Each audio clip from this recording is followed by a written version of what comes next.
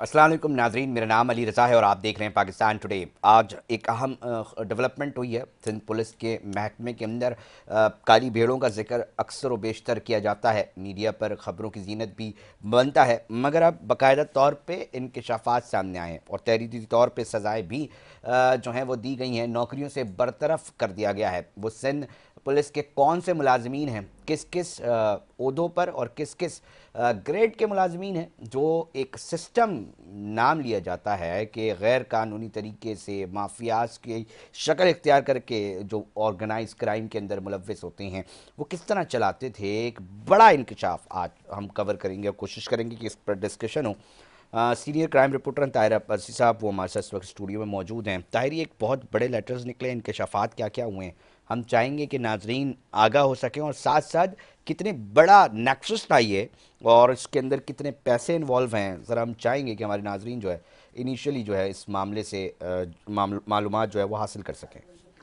शुक्रिया अली रज़ा साहब। ये जो सिंध पुलिस हाईजैक हो चुकी है और इस हाईजैक के जो ताने बाने थे उससे मुताल्लिक़ गुलाम नबी मेमन ने एक बड़ी खुफिया तौर पर तहकीकात की। उस तहकीकात में जब हक़ाइक़ सामने आए तो मेमन साहब खुद फैसला करने पर मजबूर हो गए थे कि आया किस अफसर के ख़िलाफ़ कार्रवाई होगी और किसके ख़िलाफ़ नहीं होगी, क्योंकि मामला ऐसा था और फिर इसकी जो खुफिया रिपोर्ट थी ये मंज़र आम पर आ चुकी थी। तो मेमन साहब के लिए भी फैसला करना यूँ मुश्किल और मुमकिन होता जा रहा था कि तमाम के ख़िलाफ़ ही इत्तेफाक करके और कार्रवाई की जाए, लेकिन ऐसा हुआ नहीं है। मजमूई तौर पर ऐसे 18 किरदारों का तयन किया गया था जो बड़े पैमाने पर ना कि सिर्फ ग्रेड 20, ग्रेड 19 और ग्रेड 18 के अफसरान के नाम पर ट्रांसफ़र पोस्टिंग और दीगर खतूत किताबत के नाम पर बड़े पैमाने पर पैसे लेते थे और ये पैसे करोड़ों रुपए में थे।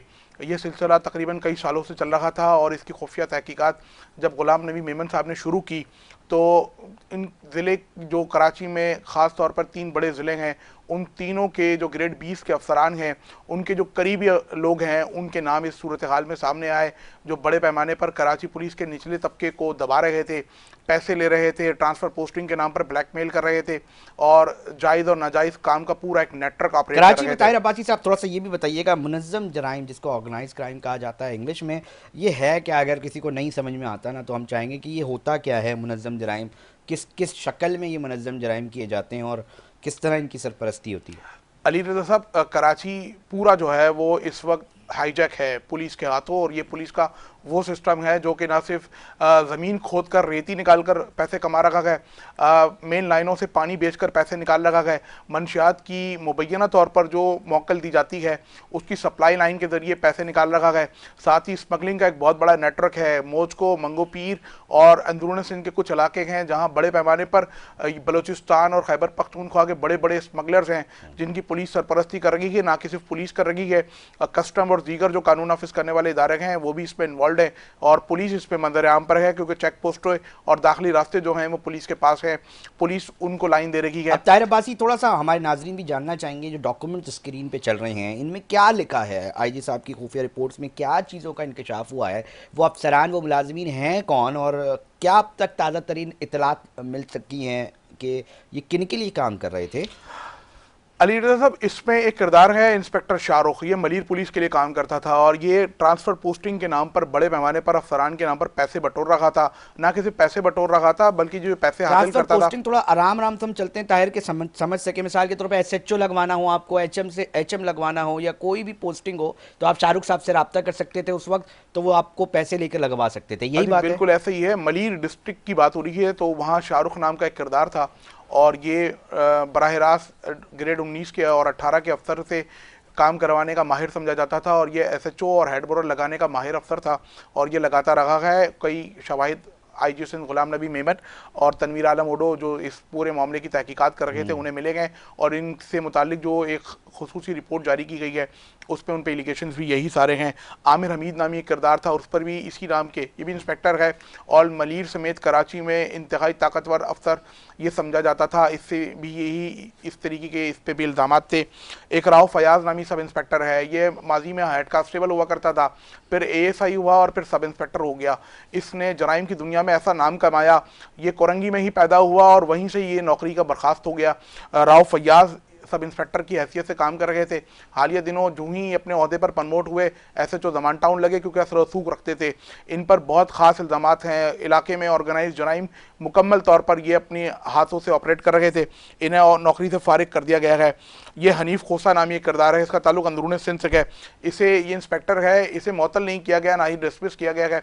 इसे CPAC की सिक्योरिटी पर लगा दिया गया है। ये बताना बहुत ज़रूरी है अली रज़ा साहब, CPAC की जो सिक्योरिटी है ये खास तौर पर चाइनीज़ गैर मुल्कियों के लिए बनाई गई है। SPU के नाम से अमूमी ये तौर पे यूनिट काम सजा कर के लिए रहा वहाँ है। भेज दिया जाता है।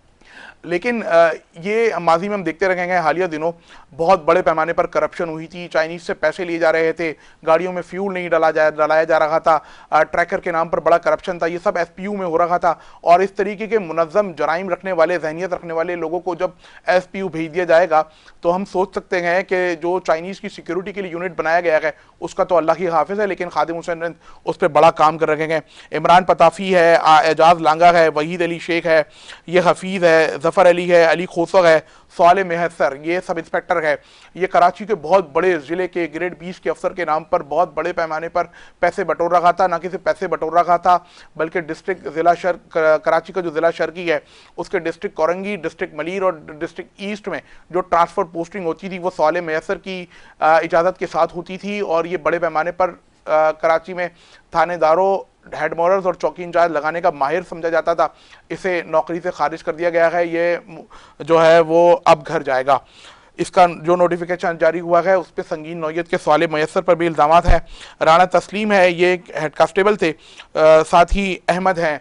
अहमद को भी नौकरी से खारिज नहीं किया गया बल्कि इन्हें SPU मुंतकिल कर दिया गया है। अहमद गुज़िश्ता अरसा दराज से जो ज़िला जुनूबी है इसमें बहुत बड़ा हिस्सा जो है रेड जोन कहलाता है और बहुत बड़ी खुफिया मालूमात के लिहाज से ये इलाका बहुत मशहूर है, क्योंकि तमाम सफारत खाने और कौंसल खानों समेत बड़े बड़े मराकज़ अहमद के ज़िले में आते थे। ये पहले DIB में, फिर ZIB में निचली सतह पर काम करता रहा और वहाँ एक अफसर होते थे और उनकी मुद्दत मुलाजमत पूरी होने के बाद अहमद को ZIB यानी जोनल इंटेलिजेंस ब्रांच ज़िला जुनूबी का सरबरा लगाया गया था। अहमद उस पर तैनात था और अब अहमद को भी जो है वो संगीन इल्ज़ामात के तहत इन जो है तमाम वो ताहिर ओहदे से हटा अब्बासी दिया पे गया अगर है। हम समझ सकें, ऑर्गेनाइज क्राइम, ट्रांसफर पोस्टिंग के नाम पर पैसे लेना, मिसाल के तौर पे अगर एक SHO लगवाया जा रहा है और उससे पैसे तलब किए जा रहे हैं तो यकीनी तौर पे वो पैसे पहले रिकवर करेगा। और वो पैसे पर रिकवर क्या ऑर्गेनाइज क्राइम के अलावा भी कोई राह निकलती है जिससे निकल सकते हैं ये पैसे, जो टेंडर भर के आ रहा हो या इस तरह की बात जो की जाती है? अली रज़ा साहब, कराची में अब ये तासुर खत्म हो गया है कि फी सबीलिल्लाह थानेदार लगेगा या फी सबीलिल्लाह SHO लगेगा और ये या हेड तस्दीक मॉरल IG लगेगा। साहब की रिपोर्ट्स कर रही हैं। बिल्कुल अच्छा ऐसा ही ताहिर, है। हमारे साथ ही रुकिएगा, हमारे साथ और भी मेहमान हैं। अलाउद्दीन खानजादा हैं, सीनियर सहाफ़ी हैं, तज़कियाकार हैं। सर, आप एक सीनियर जर्नलिस्ट हैं ना, क्राइम बीट पे काम करते रहे हैं। साबिक SSP अल्ताफ़ हुसैन साहब भी हमारे साथ इस वक्त ऑन बोर्ड हैं। अलाउद्दीन साहब, सबसे पहले हम जानना चाहेंगे माजी का कराची थोड़ा सा बताएं ना, और आज जो ये चीज़ें निकल कर आ रही हैं आज कुछ ज़्यादा ही मुनज़्ज़म है या माजी में भी इसी तरह की चीज़ें खानजादा साहब चलती थी? अली रजा साहब, ये जो आज कार्रवाई हुई है ये कोई न पहली कार्रवाई है और ना आखिरी कार्रवाई है। और माजी में भी इस तरह की बहुत सारी कार्रवाइयाँ हो चुकी हैं। देखिए, आप ये देखें कि 8 पुलिस अफसरान को सजाएं हुई हैं। 8 पुलिस अफसरान जो हैं वो बरतरफ किए गए हैं और कई पुलिस अफसरान को इंतबाती कार्रवाइयों का सामना करना पड़ा है, जिसमें उनकी जो मुद्दत मुलाजमत है वो कम कर दी गई है, उनकी और दीगर जो है सेंश्योर किया गया है, जिसको हम मलामत कहते हैं, मलामती परवाना दिया गया है, वगैरह वगैरह वगैरह। ये एक अच्छी बात है कि पुलिस में ये जो निज़ाम है, खूबी और खामी की जांच पड़ताल का जो निज़ाम है वो पुलिस में यानी राउंड द क्लॉक चलता रहता है। ये जब अफसर किसी मातहत से खुश होता है या अफसर मातहत की कार्रवाई को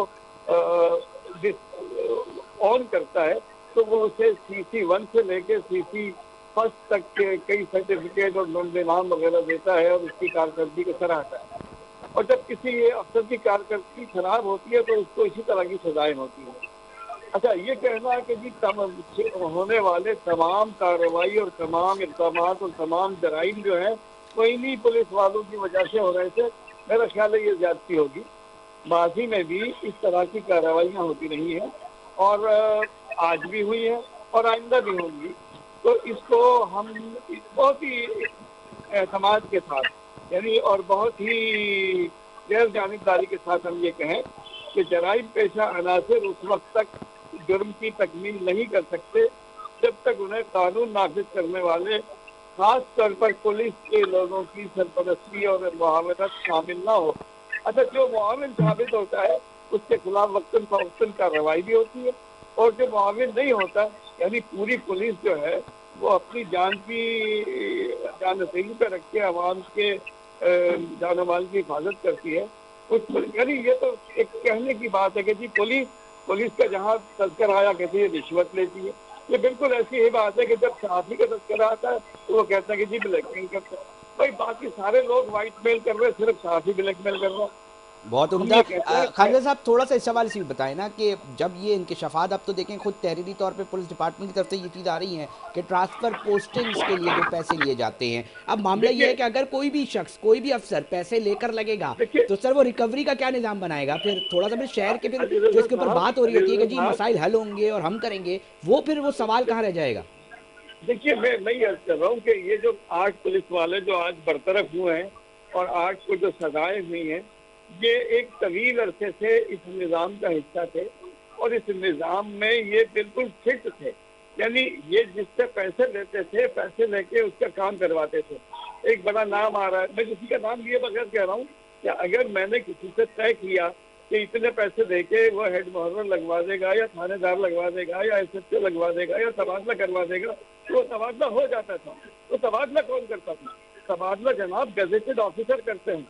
ये उन गजेटेड ऑफिसर के फ्रंटमैन हुआ करते हैं। यानी आपने जब गर्दन काटना चाहिए तो गरीबों की गर्दन काट दी। मैं ये नहीं कह रहा, मैं तरफदारी नहीं कर रहा, मैं ये कह रहा हूँ कि खूबियाँ खामियाँ सब में होती हैं। अगर ये खामी है तो पूरे मुआशरे की खामी है, पूरे निज़ाम की खामी है। और मैं ये आपसे ये भी अर्ज कर रहा हूँ कि ये कोई पहली बार नहीं हुआ, ना आखिरी बार हुआ है, आइंदा भी हो गई है। सवाल ये पैदा होता है कि हम अपने मुआशरे की खामी को आइडेंटिफाई करके उसको हम किस हद तक ले जाते हैं।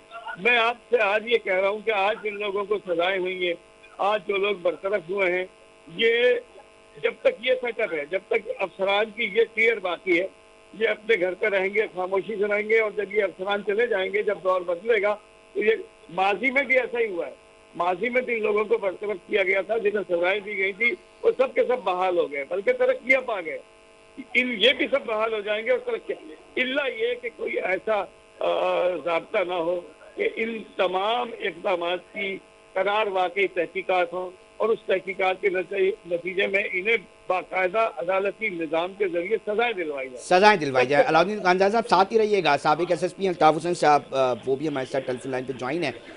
सर, एक तो बुनियादी सवाल ये करना चाहूँगा यकीनी तौर पे कि अगर ये सूरत हाल सामने आ रही है और उसके बाद हम ये देखते हैं कि जिस तरह हमारे सीनियर जर्नलिस्ट, सीनियर सहाफ़ी जो हैं अलाउद्दीन खानजादा साहब भी कह रहे हैं कोई नई बात नहीं है, ये माजी में भी होता रहा है। अब फिर सवाल ये होता है कि सर अब ये सूरत हाल बनकर सामने आई है तो क्या ऐसा मुमकिन है, जिस तरह उन्होंने भी इशारा किया कि सीनियर पुलिस ऑफिसर के बगैर नामुमकिन है ये चीज़ें, तो क्या उनको भी सज़ाएं मिल सकती हैं और उसका क्या क्राइटेरिया होगा? और इस तरह मुनज़्ज़म जराइम तो फिर ख़त्म नहीं हो सकते ना सर? अल्ताफ़ साहब। जी, बिस्मिल्लाहिर्रहमानिर्रहीम। जी बिल्कुल, मैं मुत्तफ़िक हूँ ताहिर अब्बासी साहब की बात से भी और अलाउद्दीन खानज़ादा साहब की बात से भी। बिल्कुल सही कह रहे हैं कि ये पहले भी डिसमिस होते रहे हैं इन्हीं चार्जेस पर, और अब ये फिर आप देखिएगा कि साल या 2 साल में ये फिर बहाल होके ये फिर यही काम कर रहे होंगे। दरअसल मैं आपको सबसे पहले ये मैं बताऊं कि ये जो 16 ऑर्डर हुए हैं जिसमें 8 डिसमिस हुए हैं और 8 को सजाएं मिली हैं, तो ये सिर्फ एक आई वॉश है। मैं आई वॉश इसलिए कह रहा हूँ कि इसकी मिसाल एक इस तरीके से है कि ये एक दरख्त है जो एक जिस जुर्म में ये गए हैं और ये पत्ते और शाखें थी, सिर्फ पत्ते और शाखें काटी गई हैं, बाकी जड़ को छोड़ दिया गया है। आप देखें कि मैंने ये सारे फाइनल ऑर्डर पढ़े हैं तमाम, और उसमें ये जो जिस तरीके से एक इंस्पेक्टर साहब का मलीर के जिक्र हो रहा है कि वो एसएचओ लगाते थे और हेड मॉरल लगाते थे, तो मुझे ये बताएं कि एक इंस्पेक्टर की क्या मजाल है या क्या कैपेसिटी है कि वो लगा सकता है। जाहिर है वो ये पैसे ले जाके किसी को देता होगा तो वो फिर उसके अगेंस्ट में ये ऑर्डर करता होगा ना। तो उनको तो बिल्कुल रिलीफ दे दिया गया, उनको तो बिल्कुल क्लीन चिट दे दी गई, उनसे कोई पूछा ही नहीं गया। और माशाल्लाह जो जिन्होंने ये तमाम इंक्वायरी की है वो बड़े एक नेकनाम अफसर हैं, तो कम से कम उनको ये भी चाहिए था कि वो ये भी लिख देते कि ये पैसा गया कहाँ है। ये कम से कम उनको अपनी इंक्वायरी में जाहिर करना चाहिए था कि ये पैसा गया कहाँ और कौन कौन इसमें शामिल था। तो आप वो हेड सिपाही से लेके हेड कांस्टेबल, एएसआई और इंस्पेक्टर तक तो आपने निकाल दिए, लेकिन जो इसमें मरकजी किरदार हैं जो लोग, उनका किरदार वाजे नहीं किया गया और ना ही बताया गया कि जी ये जो पैसे लेके ये जो जराइम कर रहे थे, एसएचओ लगा रहे थे या हेड मॉरल लगा रहे थे, वो पैसे जा कहाँ रहे थे। और आप ये देखिएगा कि ये तमाम ये जो इनको शौकात, फाइनल शौकात या फाइनल ऑर्डर जो भी इनको वो दी गई हैं, सजाएं दी गई हैं, ये तमाम मिले हुए होते हैं इस्टेब्लिशमेंट जो इनकी ब्रांच होती है उनसे।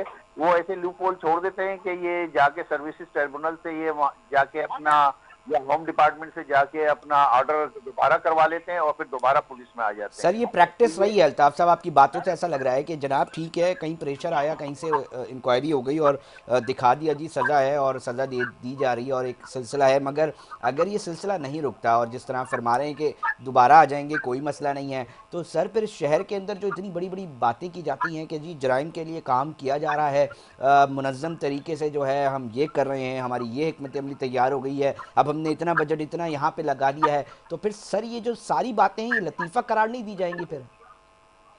बिल्कुल बिल्कुल, मैं आपकी बात से बिल्कुल मैं एग्री करता हूं, क्योंकि देखें ना, अगर आपने इंसाफ करना है तो आप पूरा इंसाफ करें, आधा इंसाफ ना करें कि जी ये इंस्पेक्टर, एएसआई, एचसी और पुलिस कांस्टेबल आपने निकाल दिए।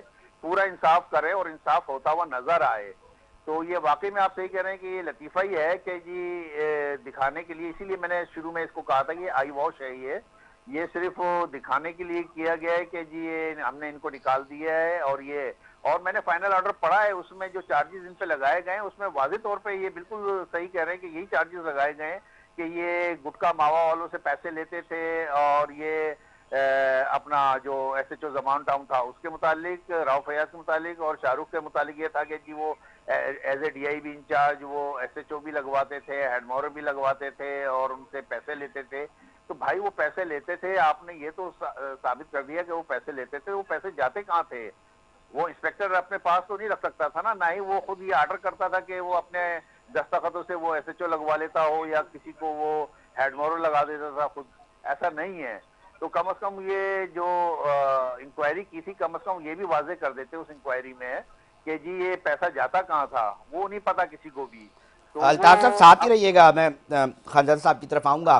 सर ये आप जिस तरह फरमा रहे हैं ना कि जी पहले भी इसी तरह होता था, मैं थोड़ी सी इस बात के ऊपर कोशिश कर रहा हूँ एम्फसाइज करने के लिए कि फिर सर ये जो माशी हब है, अभी हमारे साथ कुछ दिनों कबल हमने ये देखा कि कराची में army chief general Asim Munir साहब आए, ताजरों ने उनके साथ बैठक की और खुल के शिकायतें की, बाकायदा तौर पे जो हैं वो नाम लिखवाए गए कि भाई फ़लाना इदारे के अंदर ये लोग हैं, फ़लाना इदारे के अंदर ये लोग हैं, हम तिजारत करना चाहते हैं, हम चाहते हैं कि पैसा इस शहर के अंदर लेकर आएँ, यहाँ से पूरा पाकिस्तान चल सके, मगर हम किस तरह करें? ये चीज़ें आड़े आ जाती हैं।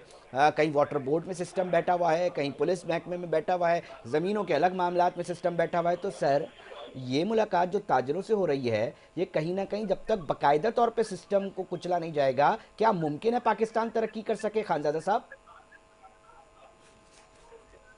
अलाउद्दीन खानजादा साहब, अब मेरी आवाज़ जी सुन जी, सकते हैं? मुझे मैं ये अर्ज कर रहा हूँ कि देखिए जिस सतह के अफसरान के इजलास का हवाला लोग देते हैं, मेरा ये ख्याल है कि अगर आर्मी चीफ या वजीर आजम या चेयरमैन सेनेट या और कोई हमारे मुल्क के अकादरीन में से अगर कोई इजलास करते हैं और उस इजलास में होने वाली कोई भी गुफ्तगू जो है वो इस अंदाज से डिस्कस नहीं होनी चाहिए जिस अंदाज से हमारे यहाँ डिस्कस होती है। पहली बात तो ये है। दूसरी बात यह है कि अगर कोई ऐसा हुक्म हुआ है तो वो हुक्म जाहिर होना चाहिए। वो यानी खुसूसी तौर पर यानी बर्फ गिरती है तो बेचारे मुसलमानों पर। मैं ये अर्ज कर रहा हूँ कि ये दिन 8 इनमें सबसे बड़ा अफसर जो है जो बरतरफ हुए हैं उनमें इंस्पेक्टर हैं, सब इंस्पेक्टर हैं, हेड महोदय हैं, या मतलब यही कराची से भी और देही इलाकों से भी। कहने का मकसद ये है, अभी मेरे एक साथी ने ये कहा कि इन अफसरान की ये इख्तियार नहीं है कि वो किसी को थानेदार लगा सके या किसी को हेड मॉडल लगा सके, यानी वो किसी न किसी के फ्रंट मैन होंगे। तो सवाल ये पैदा होता है कि वो जिनके फ्रंट मैन थे वो उनके खिलाफ नमदा कसने की जरूरत थी, या उनके बारे में उनको बदनाम या उनको एलाबरेट करने की जरूरत थी। ये तो कासा लेस है भाई, ये तो मातहत अफसरान है। अब सवाल ये पैदा होता है कि जो जराइम में मुब्तला है, यानी जमीन पे कब्जा करने वाला हो, जमीन पे कब्जा खाली कराने वाला हो, अफसरान की तैनाती कराने वाला हो, मुनशियात का मामला हो, जिसके का मामला हो, या कोई भी खिलाफ कानून कोई भी काम, जराइम पेशा अनासर उस वक्त तक कामयाब नहीं हो सकते जब तक उनके साथ पुलिस और कानून नाफिज करने वाले इदारों से ताल्लुक रखने वाले और कुछ कानून से वाकिफ रखने वाले लोग, यानी कुछ बड़े अहम लोग हैं जो कानूनदान हैं, वो भी इनके साथ शामिल होते हैं। जब कभी कानून की जरूरत पेश आती है तो वो कुछ ऐसे हमारी सफ़ों के लोग भी ऐसे होते हैं जिनका इनके साथ राब्ता होता है। यानी ये एक पूरा टोला है, ये हमारे मुआशरे का कल्ट है।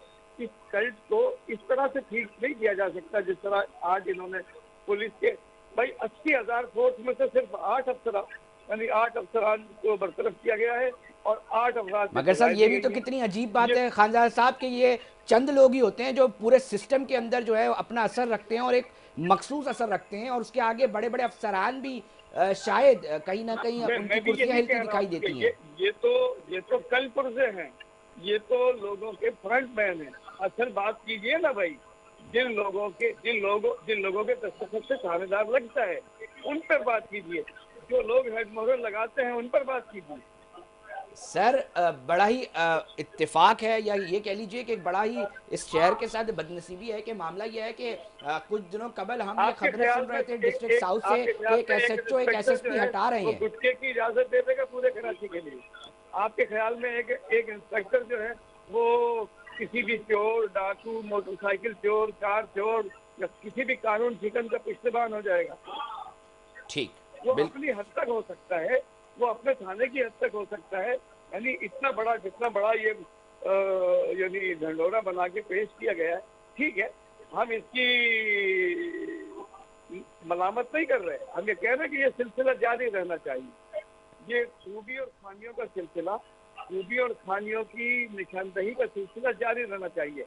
और हम आज का जो पुलिस की कमांडर है जनाब गुलाम नबी मेमन, उसको खराज तहसीन पेश करते हैं कि उन्होंने ये मुश्किल काम किया है। मुश्किल ये काम होता है, बहुत बिल्कुल। आसान काम नहीं है, ये बहुत मुश्किल काम है। उन्होंने ये जो मुश्किल काम किया है, हम उनकी कामयाबी के लिए दुआ में। बहुत शुक्रिया अलाउद्दीन साहब। ताहिर अब्बासी साहब, आखिरी मुझे थोड़ा सा ये बताइएगा, अब व्हाट नेक्स्ट ना, मतलब ये चीज़ें हो रही हैं, सीनियर सहाफ़ी हैं अलाउद्दीन खानज़ादा साहब तजिया कर रहे हैं, वो कह रहे हैं जनाब कोई पहली चीज़ नहीं है, ये माजी में भी हुई है, और अल्ताफ़ साहब जो एक सीनियर पुलिस ऑफिसर है उन्होंने भी इस चीज़ की तस्दीक की है। अब मतलब ठीक है, आईजी साहब बड़ा बेहतरीन काम कदम उठाया है, but what next Tahir Abbasi? अब मतलब शहर, अगर कराची की हम बात कर लें, माची हब है ना, मतलब एक नॉर्मल शहर होता, ठीक है, यहाँ से पाकिस्तान चलने का दावा खुद हुक्मरान करते हैं, तो अब अगर इधर भी इतने मुनज़्ज़म अंदाज में काम हो रहा होगा तो फिर कैसे चीज़ें बेहतर होंगी? अली भाई, एक तो ये चीज़ है कि इसके अंदर जो जिन लोगों को सी पैक यूनिट मुंतकिल किया गया है और रिपोर्ट करने की हिदायत मिली है, अगर वो ये सोच रहे हैं कि वो सी पैक नहीं जाएंगे और वो असर वसूख इस्तेमाल करके अपनी यूनिट्स में ही कायम रहेंगे, तो डॉक्टर फ़ारूक ने आज वाज़े तौर पर इस बात का ऐलान किया है कि आई सिंध ने जिन लोगों को सी पैक मुंतकिल किया गया है वो आइंदा हफ्ते के शुरू के अयाम में ही सी पैक रिपोर्ट करें, उनकी तैनातियाँ होंगी। साथ ही जो अल्ताफ़ भाई ने बात बताई वो बिल्कुल ठीक थी, या तो ये सर्विसेज ट्रिब्यूनल जाएंगे या होम डिपार्टमेंट में असर वसूख इस्तेमाल करेंगे। उस सिलसिले को भी रोकने के लिए एक पत अमली बनाई जा रही है। गुलाम नबी मेमन साहब इस पर बड़े संजीदा हैं, लेकिन कुछ शफाफियत पर जो इल्ज़ाम उठे गए, जिस तरह ज़िला गरबी के जो DIG साहब हैं उनका एक फ्रंट मैन है, उससे मुताल्लिक जो है वो चीज़ें सामने आई हैं कि वो भी ट्रांसफ़र पोस्टिंग करा गया। इस पूरे अमल में उसका कोई जिक्र नहीं है। SSP बस्ती है, उनका एक फ्रंट मैन है खैतरान नाम का, उससे मुतालिक कोई चीज़ें नहीं हैं। SSP ईस्ट का जो फ्रंट मैन था एहसान चन्ना, उसको भी जो है वो इस रिपोर्ट में शामिल किया गया था, उसको भी SPU भेज दिया गया है, इंस्पेक्टर था ये भी, इसको रिवर्ट भी किया गया है। तो ये चीज़ें हैं, कुछ शफाफियत से मुतालिक इल्ज़ाम हैं और कुछ चीज़ें ऐसी हैं कि ये कहा जा रहा है कि ये लोग जो पकड़े गए हैं इनसे इल्ज़ाम थे, तो इसकी तहकीकात के लिए अभी पहला स्टेप मुकम्मल हुआ गया, ये आगे चलेगा, ये रुकेगा नहीं सिलसिला, ठीक है, इनसे तहकीकात होगी। बहुत शुक्रिया ताहिर अब्बासी साहब। आप तफसीलात बता रहे थे, अलाउद्दीन खानज़ादा साहब थे, तजिया कर रहे थे इस पूरी सूरत हाल का, और साबिक SSP अल्ताफ़ हुसैन साहब थे, और सिर्फ ये बात हो रही है कि इस शहर को किस तरह बेहतर बनाएं ताकि पाकिस्तान के माशी सूरत हाल के अंदर बेहतरी आ सके। और हम यकीन और एक गुमान अच्छा करके ये उठते हैं कि शायद सिर्फ इस महकमे पुलिस के अंदर नहीं बल्कि दीगर महकमे के अंदर मौजूद जो काली भेड़ें हैं और जो इस तरह के लोग हैं जो मुश्किलात पैदा कर रहे हैं ख़ुद मईशत के लिए, उनके ख़िलाफ़ घेरा तंग हो रहा है, ये इतलात आ रही हैं। नाज़रीन, प्रोग्राम में वक्त हुआ एक ब्रेक का, ब्रेक पर जा रहे हैं मगर साथ जुड़े रहिए। केपी के अंदर कुछ सियासी सूरत हाल जो है वो बनने जा रही है, वो क्या है उस पर बात करेंगे।